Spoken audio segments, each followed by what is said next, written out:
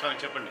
శ్రీలక్ష్మీ వల్లభారంభాం విఘనామునిమధ్యమాం అస్మదాచార్యపర్యంతాం వందే గురుపరంపరాం దేవరాజదయాపాత్రం దేభక్త్యాదిగుణార్ణవం భృగ్వాదిమునిభిర్మాన్యం వందే శ్రీవిఘనామునిం. శ్రీమద్విఘనసగురవే నమః. భక్త మహాశయులకు విజ్ఞప్తి. సృష్టికి పూర్వమే శ్రీ మహావిష్ణువు భూలోకంలోకి అర్చారూపం దాల్చాలనేటువంటి ఉద్దేశంతో దేవతాది ఋషులందరినీ కూడా సమావేశపరిచి నాకు ఇటువంటి ఉద్దేశం కలిగింది, భూలోకానికి వెళ్ళి నేను అక్కడ అర్చారూపం దాలుస్తానని చెప్పేసి ఆయన సెలవిస్తే దేవతాది ఋషులందరూ కూడా భూలోకంలో సృష్టి లేదు, అక్కడికి వెళ్ళి మీకు ఆరాధన చేసేటువంటి వాళ్ళు ఎవరు, మిమ్మల్ని చూసేటువంటి వాళ్ళు ఎవరు అని చెప్పేసి వారు ప్రశ్నిస్తే అప్పుడు విశేషమైనటువంటి ఖననం చేశారట శ్రీ మహావిష్ణువు వారు. ఖననం అంటే ఆలోచన, విశేషమైన ఆలోచన చేసి ఒక రూపాన్ని సృష్టించి ఆ రూపానికి ఒక జీవం పోసి విశేషమైన ఖననం చేసి విఖనసుడు అని పేరు పెట్టారు. ఈ విఖనస పరంపర వచ్చేదే మా వైఖానసం.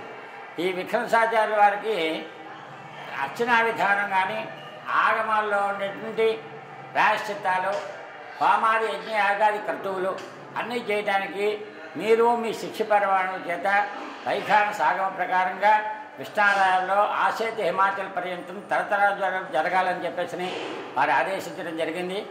ఆ ప్రకారంగా ఇక్కడ ఈ వైఖానస ఆగమ ప్రకారంగా స్వామివారి అర్చనాది కైంకర్యాలన్నీ కూడా నిర్వర్తించబడతాయి కనుక ఈ విఘ్నసాచార్య స్వామివారిని 2007 ఫిబ్రవరి 25వ తేదీన 11:43 స్వామివారిని ఇక్కడ ప్రతిష్ఠ చేయడం జరిగింది.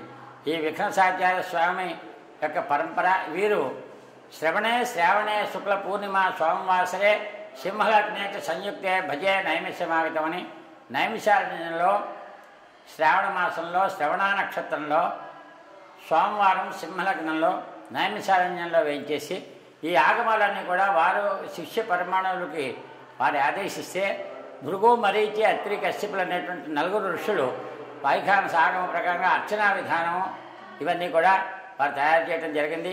అలాగే వారి శిష్యుల్లో శ్రేష్ఠుడైనటువంటి కశ్యప మహాముని యొక్క అర్చనా విధానం ఈ అంతర్వేద లక్ష్మీనరసింహస్వామి వారి కోవల్లో అనాది నుంచి జరుగుతోంది.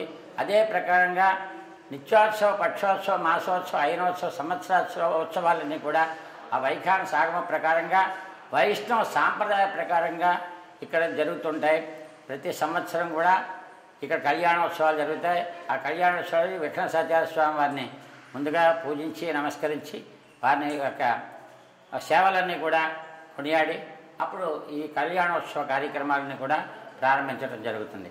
ప్రతి శ్రావణ మాసంలోనూ ఇక్కడ ఈ విఘ్నస జయంతి కార్యక్రమం రాజోల తాలూకా వైఖానస ఆచార్య స్వాములు అందరి చేత కూడా ఇక్కడ జయంతి కార్యక్రమం జరుగుతుంది. ప్రతి మాసంలో వచ్చేటువంటి శ్రవణ నక్షత్రం నాడు ఆయన పుట్టినరోజు కనుక ప్రతి మాసం వచ్చేటువంటి శ్రవణ నక్షత్రం రోజున ఇక్కడ స్వామివారికి పంచామృతాలతో అభిషేకాలు, వారికి విశేషమైన అర్చనా కార్యక్రమాలన్నీ కూడా వైఖానస ఆగమ ప్రకారంగా ఇక్కడ మా చేత జరిపించబడుతోంది. ఈ విగ్రహాన్ని తిరుమల తిరుపతి దేవస్థానంలో నుండి గంజాం ప్రభాకరాచార్య స్వామివారు అనేటువంటి వారు మహాబలిపురంలో చేయించి ఈ స్వామివారిని మాకు సమర్పించారు. ఈ స్వామివారి యొక్క విగ్రహం యొక్క విశిష్టత ఏమిటంటే బొగ్గ మీద 7 స్వరాలు వస్తుంటాయి విగ్రహానికి. ఓ చోట కొడితే ఒకటి, ఓ చోట కొడితే ఒకటి, అలాగే 7 స్వరాలు వచ్చేటువంటి విగ్రహాన్ని వారు ఇక్కడ సమర్పించడం, వారి యొక్క ఆ కోరికలన్నీ కూడా ఇక్కడ నెరవేర్చడం జరుగుతున్నాయి. అందులో భక్తులందరూ కూడా ముందుగా ఈ విఘ్నసాచార్య వారిని సందర్శించి నమస్కరించి తర్వాత స్వామివారికి దర్శించి పూజలు చేయించుకుని తరించవలసిందిగా కోరుతున్నాం. స్వస్తి. ఇప్పుడు మీరు పెట్టుకోండి.